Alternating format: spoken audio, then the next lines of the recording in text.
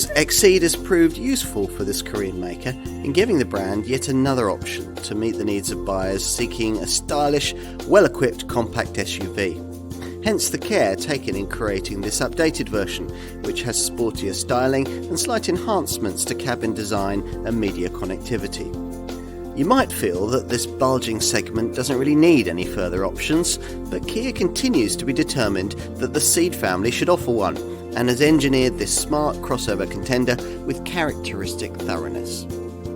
If you're choosing one of the more affordable versions of this car, Kia wants you to have your XCeed with the single mainstream engine option now remaining, a 1.5T GDI petrol power plant, familiar from other Ceed body styles.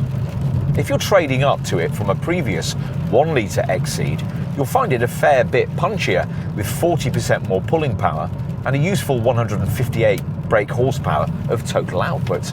There's 253 newton meters of torque, rest to 62 takes 8.7 seconds, and the top speed is 129 miles an hour. These stats are all based on the 6-speed manual gearbox version most will choose. With top spec trim, Kia also offers this engine with its 7-speed DCT dual clutch auto gearbox, which comes with a sport drive mode. As with the earlier version of this model, there is another XCeed engine option available, and it's the more sophisticated one that we're trying here, Kia's PHEV plug-in hybrid powertrain, which has a total system output of 139 brake horsepower. This makes a 1.6 litre GDI petrol engine with a 6-speed version of the brand's DCT auto gearbox. The electrified bit sees a 44.5 kilowatt electric motor powered by an 8.9 kilowatt hour battery pack, which offers a 29.8 mile EV driving range after a 2.25 hour charge.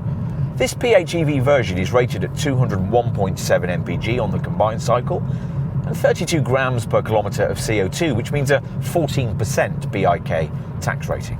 The 1.5T GDI manages up to 46.3 mpg and up to 137 grams per kilometre of CO2. With a conventional power plant fitted, the XCeed manages to be the most comfort-orientated member of the sprawling Ceed family of models, but this PHEV version rather clumps through tarmac tears and speed humps. If you can content yourself with the ordinary 1.5T GDI variant, the story is significantly different, and you'll get the benefit of the damping changes Kia's built in to manage the handling of this SUV body style. A higher riding body shape like this would usually need firmer springs to counter body roll, but the hydraulic bump stops fitted to the front suspension work so well here that the engineers were actually able to soften the springs by 7% at the front and by 4% at the rear compared to a conventional Ceed hatchback. In the original creation of this design, not much was carried over from other Ceed variants, only the doors in the creation of this sporty swept-back silhouette. In styling the XCeed, design chief Gregory Grilliam apparently reimagined what a Ceed hatch could be from an urban crossover perspective, sculpting a relatively long bonnet and a steeply angled fastback tailgate, and extending the overhangs over the conventional hatch by 25mm at the front and by 60mm at the rear. It all still looks rather smart and, in our opinion, actually very similar to what you get from a much pricier premium badge model in this segment, like, say, an Audi Q3 Sportback. In keeping with the crossover remit, there are silver roof rails plus black plastic-clad side sills and wheel arches, but nothing too heavy-handed. Ride height increases over an ordinary Ceed as well to 172mm on base versions with 16-inch wheels, or to 184mm if, as here, your XCeed rides on larger 18-inch rims. That's a rise of up to 44mm over an ordinary Ceed 5-door hatchback or estate. Time to take a seat up front, where hardly anything's changed with this updated model at all. The raised ride height does mean you sit a fraction higher, but the feeling isn't especially commanding. If you want that, you'll prefer the brand's more SUV-like Sportage model. Typical crossover buyers who want an easy transition from something more conventional may not mind this. and they should be right at home with Kia's contemporary cabin architecture, which sees this sculptured centre console angled slightly toward the driver.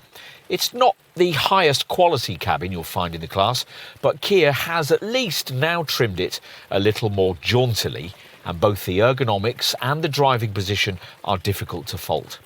Providing you can avoid entry-level spec, you get this excellent 10.25-inch touchscreen satellite navigation centre dash touchscreen. This has an incorporated eSIM chip that retrieves and updates all kinds of data as you drive. Plus, it's also integrated with the company's latest Kia Connect telematics technology, which allows you to connect two phones via Bluetooth at once. Right, let's take a seat in the rear.